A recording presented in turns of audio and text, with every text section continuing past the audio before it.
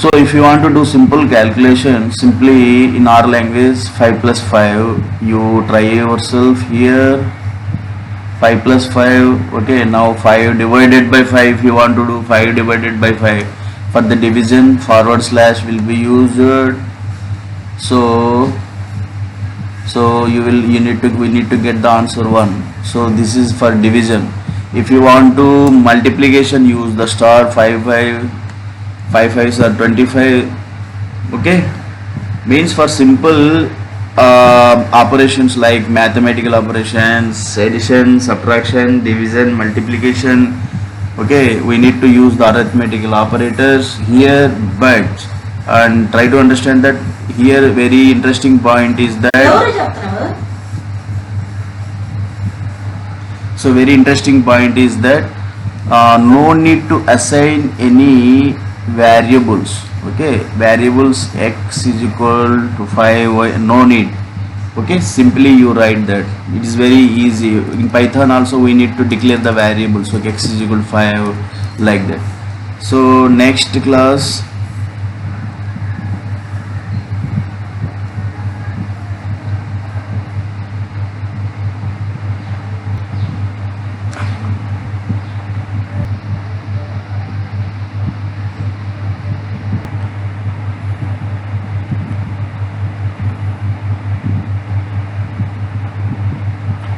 So now if you want to open your language, this is our language shortcut, you click on this. So this is the console, our console. Now see here how you are looking. This is prompt for yourself, and if you want to increase your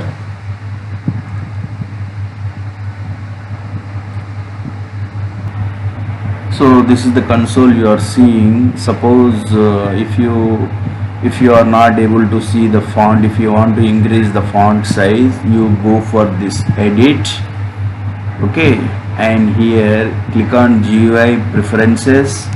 Under this configuration editor, see this is the font Courier new. If you want to choose any font, whatever, choose and increase the font size. Okay, font size for up to 16, so that you can see very big font here. Style, okay, now see, are you able to see now? And still you are not able to see, you go for again to the GUI preferences, go and increase this to 20. Okay, now see here. Now here, if you want to, as we will try to practice, if you want to get output of any text, use single quotation or double quotation marks.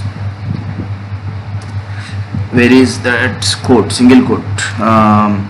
Venkatesh is best student.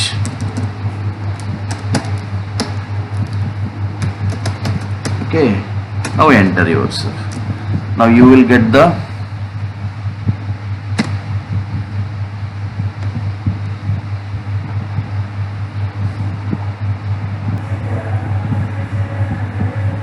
see.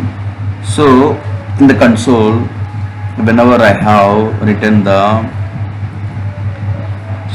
text string Venkatesh is best student, I have started with single quote but not ended with single quote. So error, unexpected symbol in. Okay, so if whenever I have written proper text in single quotation marks and single quotation marks, so your answer is, this is what Venkatesh is the best student. Okay, now you write one more in double quotation marks, you are most welcome. You are most welcome. Okay, but started with double quotation, so you please enter in double quotation and enter, you are most welcome. So whenever you get this type of, okay, this is the result. Okay, simply if you want to feed numbers 4, okay, 0.5, 0.5, 0.5, that is what, enter 0.5, all the negative and positive integers. This is the negative integer 78. Simply you write the numbers. This is the negative integer, this is the positive integer. At the time of part, no need to write plus, but negative integer you need to mention. For the fractional number you need to write the decimal point. And for the operations, 7 plus 4, 8, 7 plus 8, 15.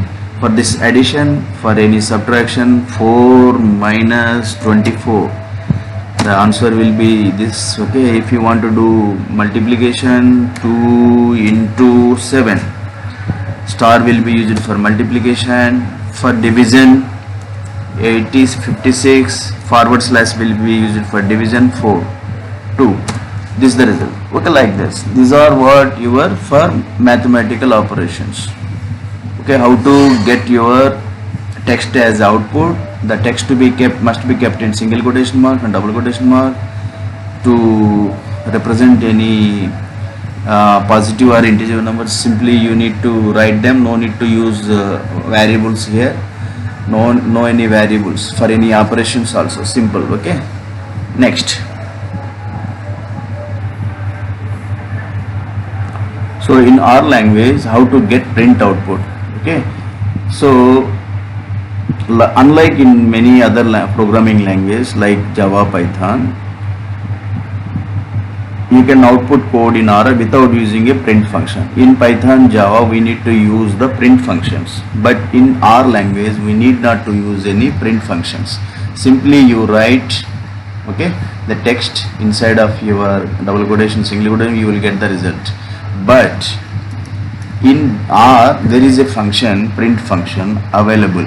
Okay, R also has a function available to use it.